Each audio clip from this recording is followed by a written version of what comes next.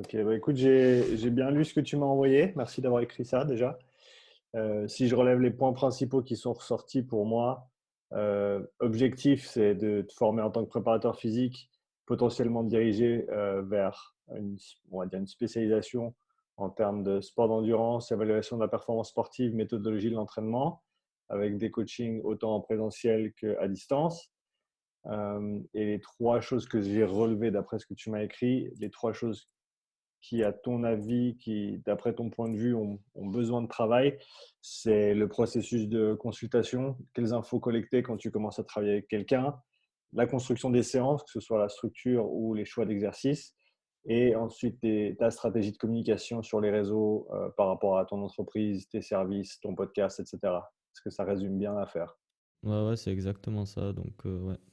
Surtout le premier contact, je sais pas du tout comment m'y prendre avec les personnes. Mhm. Et après, ouais, au niveau de la mise en place des séances, peut-être travailler un peu sur ça. Et puis sur la stratégie de com, je pense que c'est secondaire parce que pour l'instant, je cherche pas à faire de la quantité au niveau des coachings. Donc, Mhm.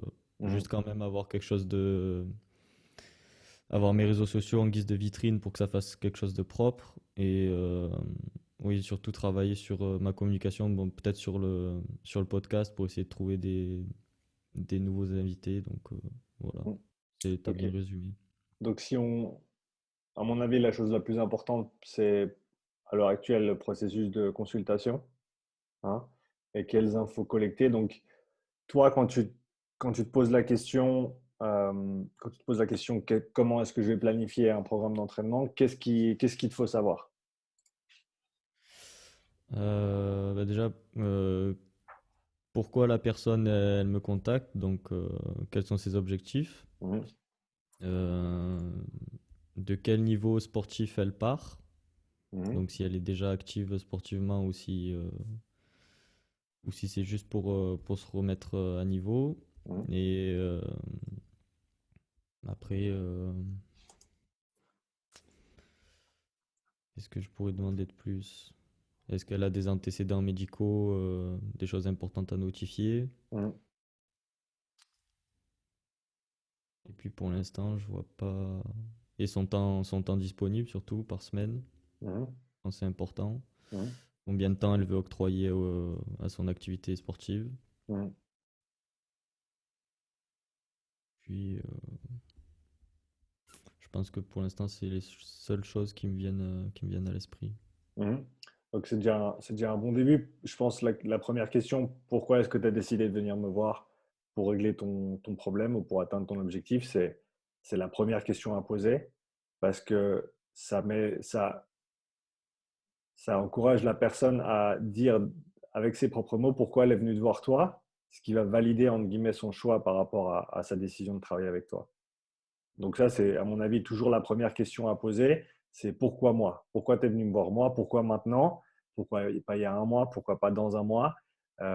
Et ça va te permettre déjà de vraiment bien faire en sorte que la personne, si elle avait des doutes par rapport au fait de travailler avec toi ou pas, eh ben, ces doutes vont en général disparaître du fait qu'elle va valider en fait son propre choix par rapport à toi. Donc ça, c'est la première chose. Tu l'as bien dit aussi, quels sont tes antécédents sportifs, donc quelle est ton expérience, est-ce que tu as déjà travaillé avec un coach, est-ce que tu as déjà travaillé avec un préparateur physique.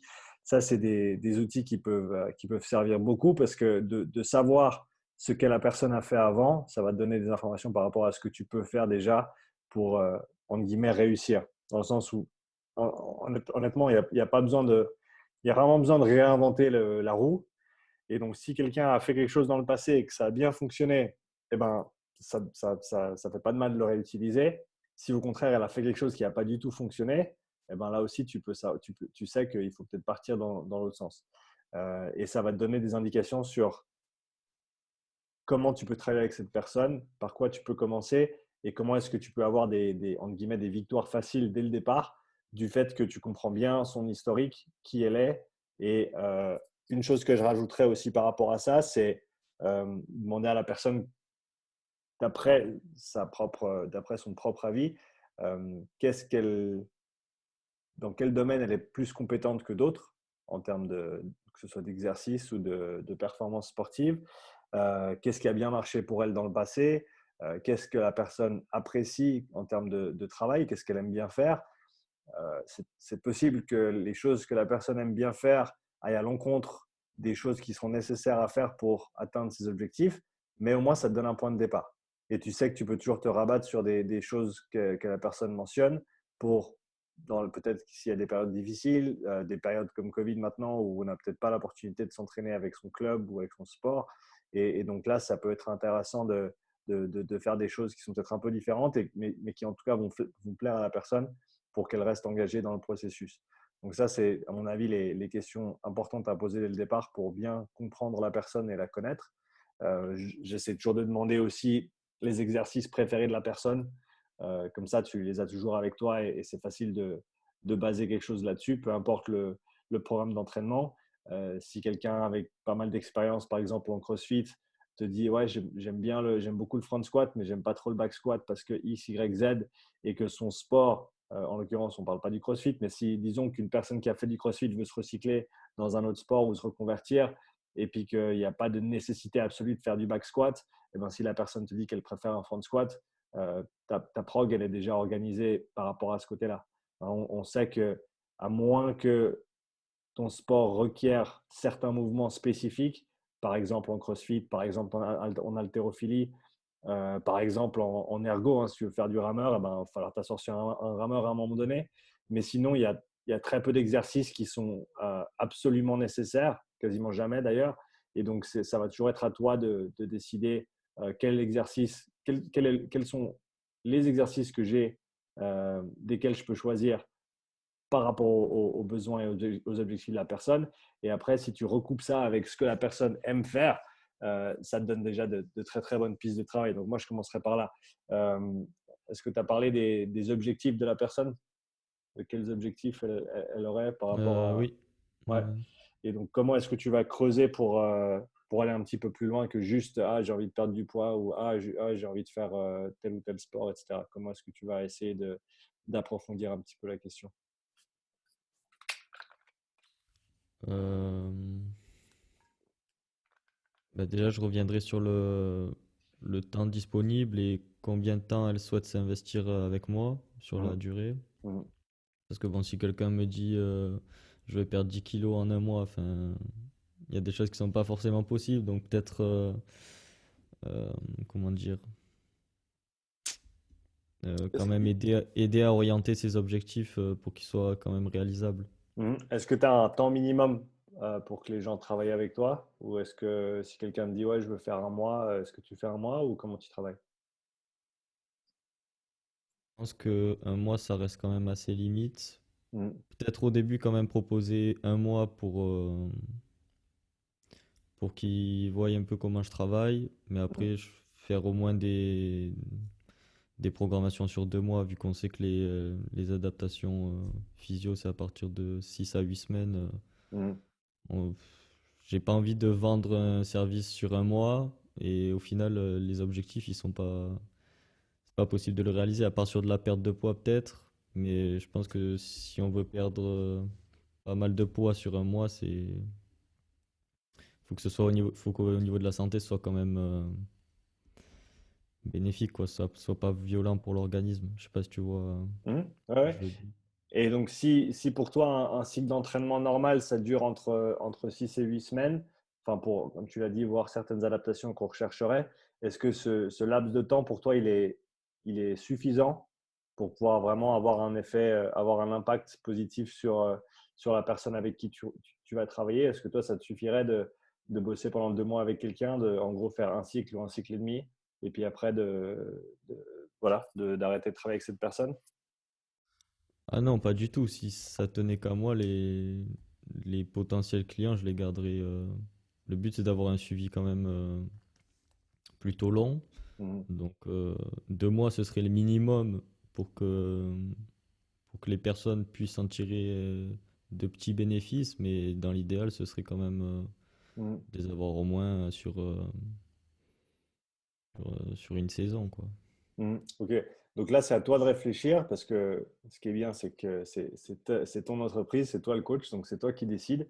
Donc c'est combien de temps tu veux travailler avec les gens. Est-ce que tu veux donner l'option de 2 mois ou potentiellement il repartirait avec un petit quelque chose? Et c'est une question à laquelle tu n'as pas besoin de répondre maintenant, mais euh, soit tu en prends note, soit tu regardes ça avant l'appel la semaine prochaine.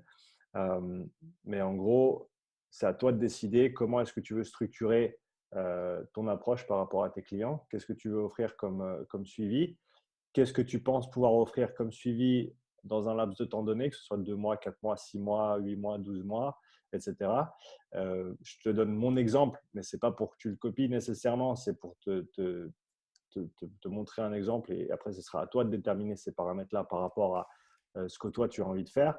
Euh, à l'heure actuelle, en présentiel, je travaille au minimum pendant 4 mois avec quelqu'un. Ok, donc je fais des paiements mensuels, ou je prends des paiements mensuels pendant 4 mois.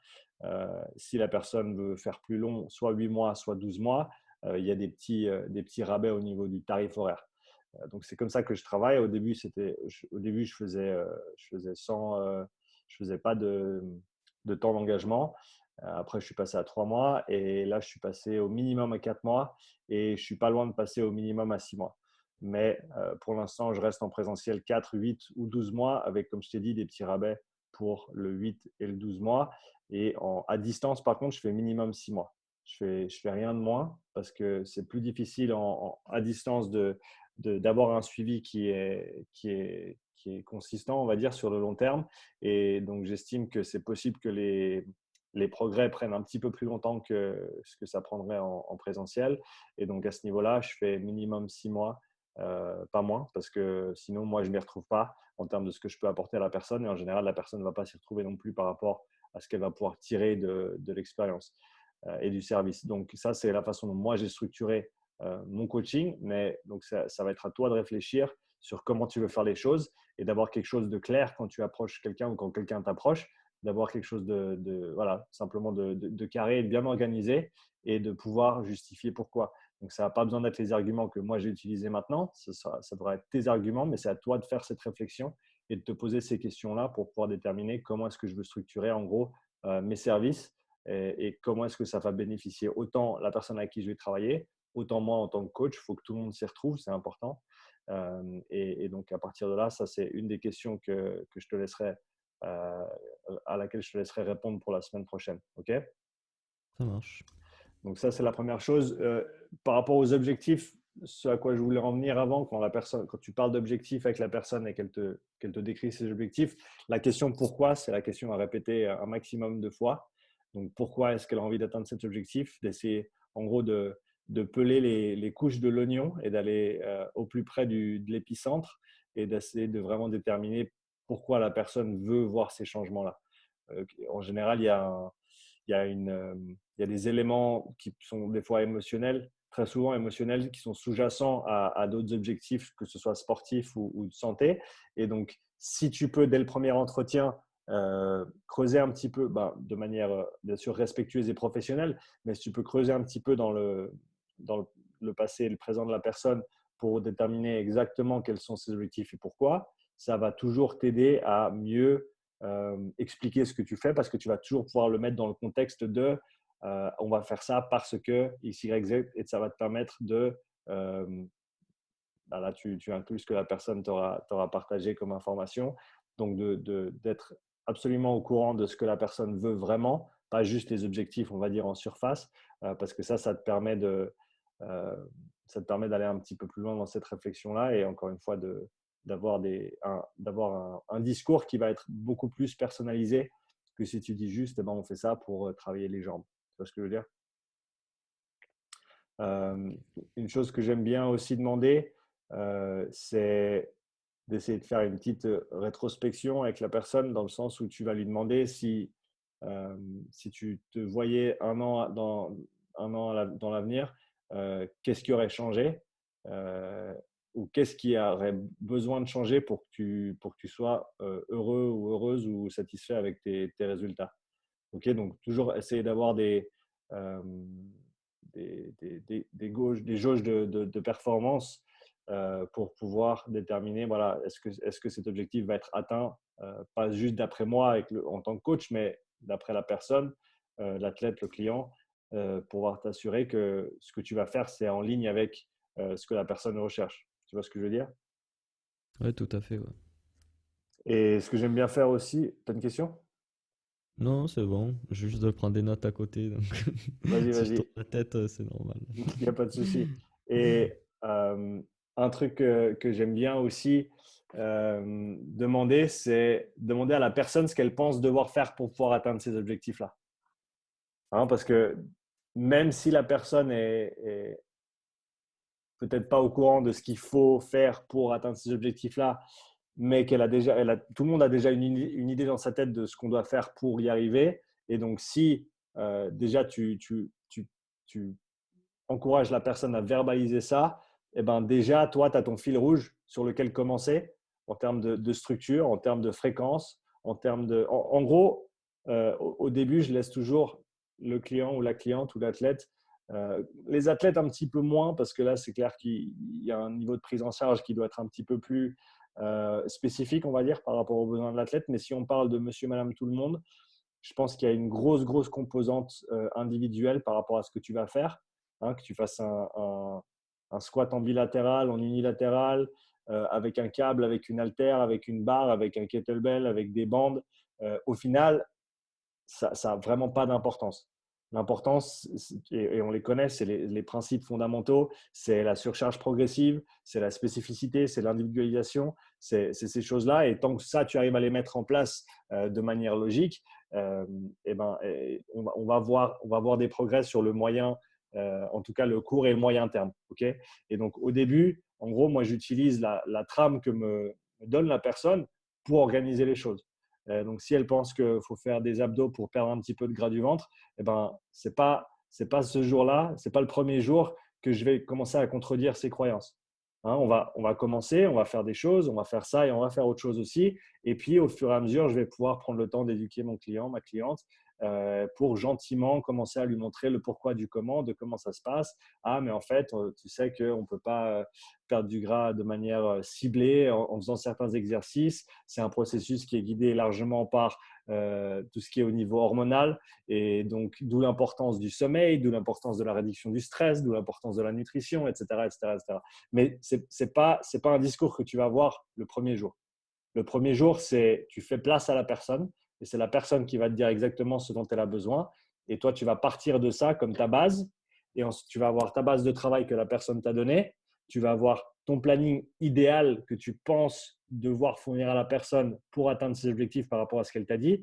Et ensuite, tu vas passer du premier au deuxième, mais en mode progressif pour faire en sorte que la personne, elle ne te déteste pas dès le premier jour et puis qu'au final, elle atteigne quand même ses objectifs parce que ça va être ça qui va faire la différence. Tu vois ce que je veux dire? Ouais, ouais. Après, par rapport à ce que tu as dit, au niveau du choix des exercices, par exemple, utiliser des bandes élastiques, un kettlebell ou autre, c'est vrai que 'fin, moi j'avais une vision du coaching où je me disais bah, je dois fournir le même niveau de détail entre du coaching remise en forme et de la préparation physique vraiment compétition. Mais en Mhm. fait, c'est vrai que les gens ils cherchent pas forcément ça. Et puis de toute façon, quoi qu'il arrive, on n'aura jamais le. Enfin, pour commencer, j'aurai jamais le matériel qui me permettra d'avoir une diversité dans les exercices. Donc, ouais, rester sur des choses simples que je sais qui marchent Mhm. plutôt que de partir dans tous les sens et me perdre un peu dans la planif, quoi. Exactement. Tu as le matériel que toi, tu as à disposition pour tes coachings. Il y a le matériel potentiel que la personne a à disposition à la maison pour faire ses entraînements. Ça, c'est aussi toutes des informations qu'il faut que tu collectes parce que c'est ça qui va te permettre, encore une fois, de structurer ton approche. Tu ne vas pas programmer des back squats à quelqu'un qui a 2 haltères de 5 kilos à la maison. On est d'accord parce qu'au final, ben, tu ne fais pas le travail. Hein.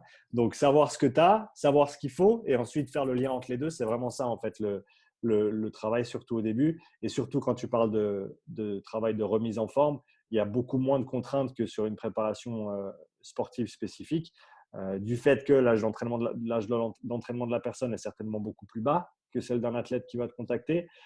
Donc, il y aura beaucoup plus de choses qui vont fonctionner, en tout cas beaucoup plus de choses qui peuvent tout autant fonctionner qui peuvent toutes fonctionner aussi bien les unes que les autres par rapport à, encore une fois, un haltérophile qui va te dire non, ben, tu ne peux pas me programmer des squats avec des bandes parce que moi, les 150 kilos, il faut que je les porte sur le dos si je veux continuer à progresser au niveau de ma force, etc. etc. Donc, je pense qu'il faut faire cette distinction-là, côté remise en forme, côté préparation physique sportive, tout en sachant qu'après, encore une fois, tout ce qui est de la préparation physique générale de l'athlète, ça n'a pas besoin d'être hyper spécifique. Je veux dire, Nico, avec qui je travaille assez étroitement sur sa préparation physique, il y a beaucoup d'aspects de sa prépa que lui, il gère lui-même. Parce qu'il a beaucoup d'expérience en vélo, par exemple. Donc, ses entraînements de vélo, c'est lui qui les gère. Quand je lui dis il faut faire tel et tel exercice, il me dit ouais, mais je n'avais pas accès à ça. Donc, au lieu de faire un back squat, j'ai fait un front squat ou vice-versa parce que X, Y ou Z. Je ne vais pas lui taper sur les doigts. Le travail, il est fait. Son sport, ce n'est pas de l'haltéro, ce n'est pas du crossfit, ce n'est pas de la force athlétique. Donc, au final, ce n'est pas la fin du monde s'il y a des petites modifications de ce côté-là. Tu vois, tant qu'on continue à travailler dans la bonne veine et d'avancer vers nos objectifs, c'est ça qui est le plus important. Donc voilà, on referme gentiment cette petite parenthèse sur le choix des exercices, mais je pense il faut vraiment te demander quelle est l'adaptation que je recherche et qu'est-ce que je dois faire pour faire en sorte que ça se passe. Et ensuite, quelles sont mes options par rapport à cette adaptation que je recherche. On a parlé aussi de potentiellement passé médical, donc les blessures que la personne aurait eues auparavant. Tu peux aussi parler des obstacles qu'elle a rencontrés dans peut-être d'autres fois où elle a essayé de se remettre en forme ou essayé de commencer un programme de fitness. Savoir à quel moment les gens ont échoué dans le passé, ça peut t'aider à éviter ces situations-là à l'avenir. Et peut-être même demander d'aller un cran plus loin et dire si tu te trouvais dans cette même situation difficile aujourd'hui, qu'est-ce que tu ferais? Tu vois, comment tu ferais pour voilà, pas lâcher après 3 semaines ou qu'est-ce qui s'est passé l'autre fois et voilà, comment est-ce que tu penses pouvoir pallier à ça? En gros, il faut essayer d'avoir toutes les solutions en main dès le premier jour. Hein. Et encore une fois, tu n'as pas besoin de les inventer, ces solutions-là. En général, la personne, elle a déjà des solutions. Et si c'est des solutions qui lui conviennent à lui ou à elle, ce sera infiniment plus simple de les appliquer, même si peut-être ce n'est pas la solution parfaite, mais c'est une solution pour commencer et peut-être c'est par celle-là qu'on va commencer. Tu vois, si quelqu'un me dit ouais, alors j'ai envie de perdre du poids, mais j'ai un petit peu peur du renforcement et j'aime beaucoup le cardio, bah, tu sais quoi, on va commencer par du cardio. Parce qu'au final, moi, ce que je veux, c'est que tu restes collé au programme et que tu t'y tiennes pendant plusieurs mois pour pouvoir voir les progrès que tu recherches. Et ce serait pas dans l'intérêt du client que je lui dise le premier jour, non, non, déjà, c'est jamais une bonne idée, surtout le premier jour. Non, tu n'as pas besoin de cardio. Le cardio, ce n'est pas important pour la perte de poids. Ce qu'il faut, c'est du renforcement. Ce qu'il faut, c'est manger de telle façon, telle façon. Ça ne t'empêche pas de partager ces informations le premier jour, mais il faut toujours bien être conscient de comment tu les présentes.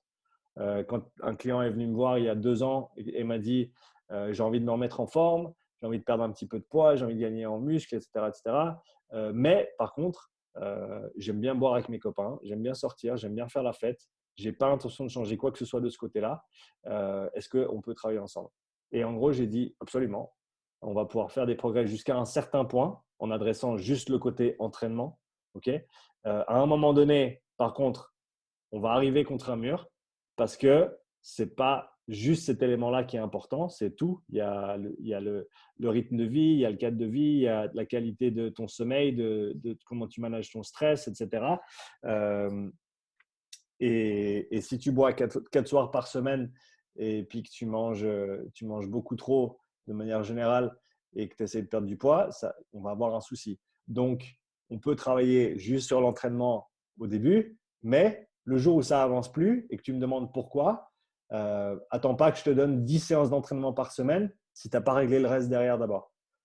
Et tant que ça, c'est clair et que c'est sur la table dès le début et que tu ne vends pas du rêve à tout le monde, je pense que le plus important, c'est ça, c'est d'être droit avec les gens avec qui tu travailles de pas essayer de jamais mentir à tes clients et de toujours avoir en tête voilà, l'objectif final, qu'est-ce qui va être nécessaire pour l'atteindre, mais toujours prendre en compte de manière euh, de manière assez importante la position actuelle de la personne par rapport à ses objectifs, par rapport à son ressenti, par rapport à son passé, etc. etc.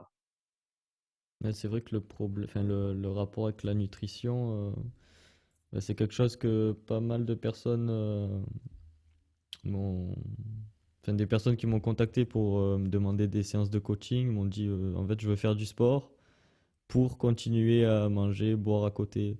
Mhm. Et vu que c'est pas ma philosophie de base, je savais pas vraiment, enfin, je pense que je m'y prenais assez mal pour répondre en disant que bah, enfin, si on change pas tout, ça va être compliqué de continuer, mais enfin d'évoluer. Mais c'est vrai que après, si on pose direct les bases, je pense que c'est après la personne sait à quoi s'attendre. Donc Mhm. Il y a un livre qui s'appelle Switch que je te recommande, qui est en anglais, mais il doit se trouver en français également. C'est un livre sur le changement de comportement. Et un des trucs les plus importants, c'est de montrer à la personne qu'elle a déjà fait 60% du chemin. Hein, donc la première séance, euh, le fait qu'elle soit venue te voir, il faut le mettre en valeur. Le fait qu'elle a déjà pris certaines initiatives dans sa vie de tous les jours pour faire en sorte que ça peut être une deuxième chose à relever, que voilà, vraiment le plus dur, c'est le premier pas, c'est d'aller voir quelqu'un, c'est de demander de l'aide. Après ça, ça va tout seul. Ça, c'est des choses qui sont très, très importantes. Un autre bouquin qui vient en tête, c'est Motivational Interviewing. Donc ça, c'est à lire absolument parce que c'est vraiment ça en fait. C'est que tu dois pouvoir, au travers de ton questionnement, motiver la personne à ce qu'elle croit en ce dans quoi elle s'apprête à investir.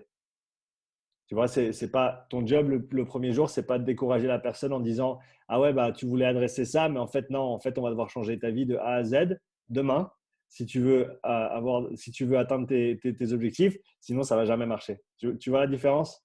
ouais, je vois, je vois. Et rien qu'au niveau psychologique, ça, c'est un truc qui est énorme. Et tu vas mettre les gens en confiance, en gros, en leur montrant qu'ils ont déjà fait le plus dur et que en prenant les choses étape par étape, sans se précipiter, eh ben, on peut aller très, très loin. Mais faut toujours garder en tête le fait que quelqu'un qui mange trop, boit trop, mais s'entraîne sera toujours en meilleure forme que quelqu'un qui boit trop, mange trop et s'entraîne pas. Tu vois, donc à choix, si toi, tu as le choix de les prendre en charge ou pas, faut te dire qu'est-ce qui, qu'est-ce qui serait dans le meilleur intérêt de la personne. Tu vois, est-ce que c'est d'avoir une bonne santé cardiovasculaire et une bonne masse musculaire, mais après qu'ils aiment bien vivre et ils aiment bien passer du temps avec leurs amis le week-end? Ben ça, chacun fait son choix. On ne peut pas tous être des athlètes de haut niveau avec des rythmes de vie qui se calent exactement sur nos entraînements, etc. etc. Mais si quelqu'un veut s'entraîner un petit peu plus pour continuer à manger et boire, tant que ce n'est pas dans l'excès absolu, à mon avis, c'est toujours mieux que de rien faire. Donc après, Ouais, c'est sûr. c'est à toi de mettre ça en contexte. Et encore une fois, rien ne t'empêche de commencer avec les bases que la personne te donne et de simplement dire, voilà, si un jour on arrive à un stade où tu vas atteindre un plateau dans tes performances, à un moment donné, il va falloir adresser le reste. Mais on peut en parler quand on y arrive. Euh, dans mon cas, ça a pris presque un an, ça a pris quoi, 15 mois à peu près, où la personne a continué à progresser, a continué à progresser. Et un jour, ça ne progressait plus. Ah ouais, je veux perdre 5 kilos, ouais, je veux perdre 7 kilos. Ouais, mais est-ce que je peux m'entraîner plus? Est-ce que je peux faire plus? À un moment donné, il faut être clair, il faut dire, ben, malheureusement, ce n'est pas ça qui va faire la différence. Là, il nous faut un déficit calorique. Le déficit calorique, tu as seulement tant d'heures dans la semaine pour t'entraîner. Et à un moment donné, il faut attaquer les calories qui sont ingérées pour pouvoir faire la différence. Mais encore une fois, ça, tu n'as pas besoin de le mettre en mode obstacle pour la personne le premier jour. Okay, donc, c'est ça, si tu devais résumer le premier entretien avec quelqu'un, en gros, c'est enlever un maximum de barrières, prendre conscience des barrières que la personne a déjà, prendre conscience on va dire des voies rapides, si on veut prendre l'analogie de la barrière et de la voie rapide, les voies rapides que la personne connaît déjà ou a déjà a déjà parcouru. Encore une fois, ça vient dans le choix d'exercice, ça vient dans la structure de la semaine, ça vient dans l'approche, ça vient dans toutes ces choses-là. Et en gros, tu termines l'entretien en expliquant à la personne ce que tu vas faire, en reprenant tout ce qu'elle t'a dit. C'est vraiment pas plus difficile que ça. Tu n'as rien besoin d'inventer sur le tas. Si la personne te dit, ouais, alors je veux m'entraîner 2, 3 fois par semaine, enfin, toi, tu lui poses les questions, combien de fois par semaine, quel genre d'exercice tu as fait dans le passé, qu'est-ce qui t'a plu, qu'est-ce qui a bien fonctionné pour toi, quels sont les obstacles que tu vois, qu'est-ce que tu penses devoir changer pour arriver à tes objectifs, comment est-ce que tu voudrais te voir dans un an. Après, c'est simplement à toi de reprendre tout ça point par point, de le réorganiser un petit peu, de le verbaliser un petit peu à ta manière et de montrer à la personne que tu l'as entendu. C'est ça, en fait. C'est pas plus compliqué que ça. Le premier entretien, c'est ça. C'est est-ce que tu peux écouter? Et c'est ça, c'est le plus dur au début parce que tu as envie d'expliquer, tu as envie de dire ce que tu sais, tu as envie de montrer que tu sais, alors que la personne, c'est pas du tout ce que la personne, elle s'en fiche de ton diplôme, la personne, elle s'en fiche de ton passé, la majorité du temps, elle s'en fiche de ton passé, des gens avec qui tu as travaillé ou pas travaillé. Au final, c'est est-ce que tu peux répondre à ces attentes là, maintenant, tout de suite. Et ça passe par l'écoute. Donc, c'est vraiment ça. Le premier jour, c'est beaucoup d'écoute, des questions ciblées et un discours qui va dans sa grande majorité dans le sens de ce que la personne attend. Ça, on est d'accord que ça reste dans un cadre remise en forme général.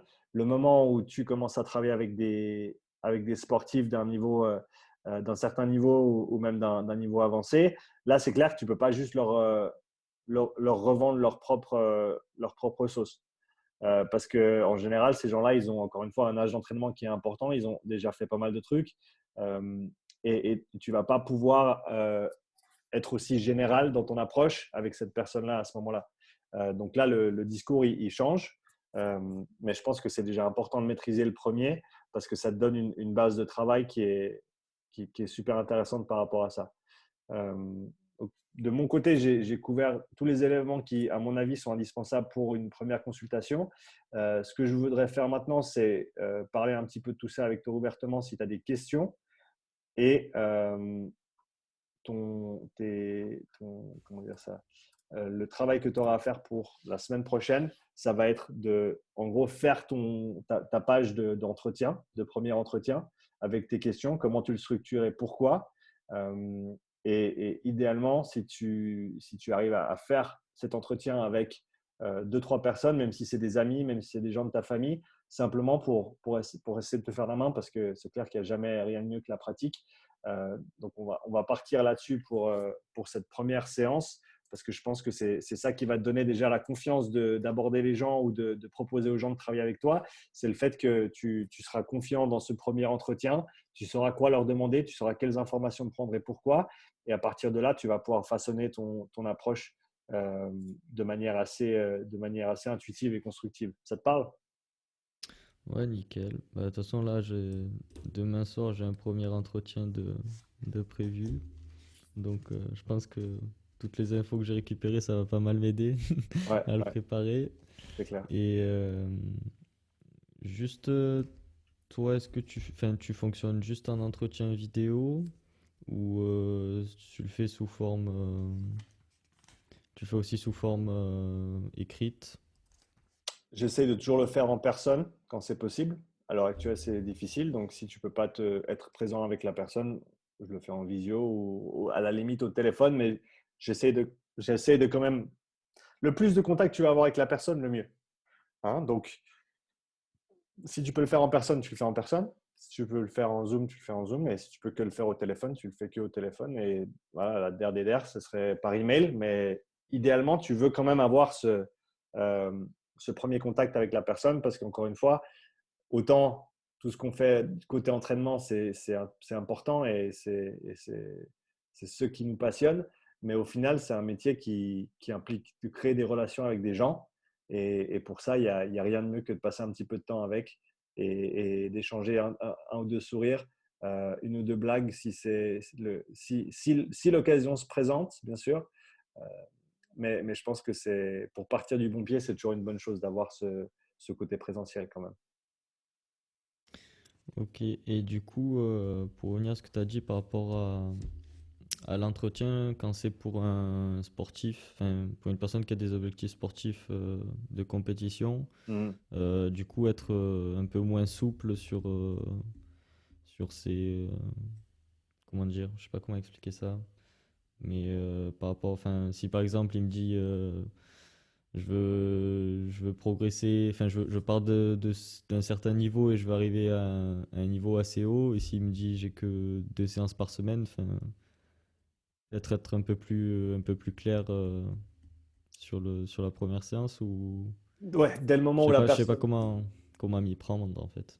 Ouais, bah écoute, dès le moment où la personne a des objectifs qui vont être quantifiables par rapport à leur performance sportive, et ben là, tu vas pouvoir imposer un petit peu plus de choses. Tu sais que si quelqu'un te dit, ben écoute, je veux courir plus vite, c'est un joueur de foot par exemple, ouais, je veux améliorer ma vitesse. Par contre, je peux m'entraîner qu'une fois toutes les 2 semaines. À un moment donné, il va falloir mettre la main à la pâte pour pouvoir faire avancer, pour faire avancer la charrette. Donc là, il faut être clair par rapport aux attentes de la personne, par rapport aux objectifs de la personne. Il y aura un minimum d'entraînement qui sera requis pour faire ces changements-là. Mais sinon, rien ne t'empêche de dire simplement que, écoute, en général, pour ce genre d'objectif, par rapport à ta situation, je recommande un minimum de X séances.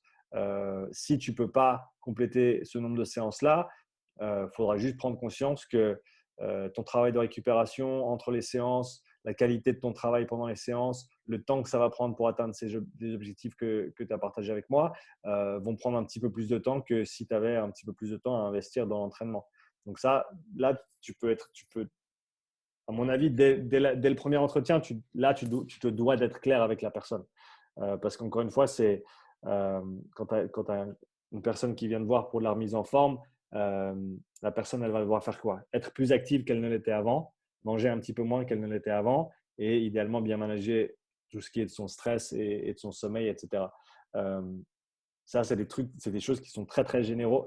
C'est des éléments très généraux que tu peux aborder de mille manières différentes. Tu vois, par contre, quand un triathlète te dit je suis bon en vélo et en natation, par contre, ma course, elle pêche, qu'est-ce que je dois faire? Eh ben, tu peux moins y aller par 4 chemins. Donc, par rapport à cette prise en charge-là, à mon avis, il y a toujours les objectifs qu'on a vus avec la personne lambda, mais pour le sportif, ça va être des objectifs qui sont précis, que ce soit en termes d'objectifs de performance physique ou de performance sportive. Après, voilà, faut toujours faire la part des choses. La performance sportive va être affectée par la préparation physique, mais jusqu'à quel point, ça c'est toujours un petit peu sujet à interprétation et difficile de quantifier exactement, mais néanmoins, la personne aura des objectifs de performance sportive, peut-être de performance physique pure, et à partir de là, eh ben, ton travail, ça va être de déterminer où en est la personne aujourd'hui, où est-ce qu'elle veut aller, est-ce qu'il y a une échéance, est-ce qu'il y a une date, est-ce qu'il y a une compétition, parce que ça va te permettre de faire le programme à reculons, en gros, et de déterminer exactement quand tu commences, quelle phase et pourquoi. Mais en gros, est-ce qu'il y a une date? Quel est l'objectif sportif, quel est l'objectif physique et quel est l'état actuel de l'athlète. Et après, oui, bien sûr, important, mais euh, on va dire un degré en dessous, à mon avis, le matériel à disposition, le temps d'entraînement, les compétences actuelles en termes de préparation physique, euh, les entraînements qui ont été faits dans le passé, les coachs potentiellement avec qui cette personne a travaillé dans le passé. À mon avis, petite parenthèse là-dessus, je pense que les coachs en général, pas toi, mais tous les coachs qui sont autour de tes athlètes, autour des athlètes avec qui tu travailles ou qui ont été autour de tes athlètes dans le passé ou de tes clients, faut les voir comme des alliés. Tout le monde les voit, pas tout le monde, beaucoup de monde dans l'industrie du fitness voit les autres coachs comme des concurrents, mais au final, on est tous là pour aider du monde. On est tous là pour rendre les gens, pour amener quelque chose de plus dans la vie des gens, que ce soit côté santé, que ce soit côté performance, même juste confiance en soi, fitness, etc. Et donc, le plus tu peux communiquer avec les autres coachs qui ont potentiellement travaillé avec tes athlètes ou tes clients auparavant, le plus tu en tireras et le plus tu avanceras.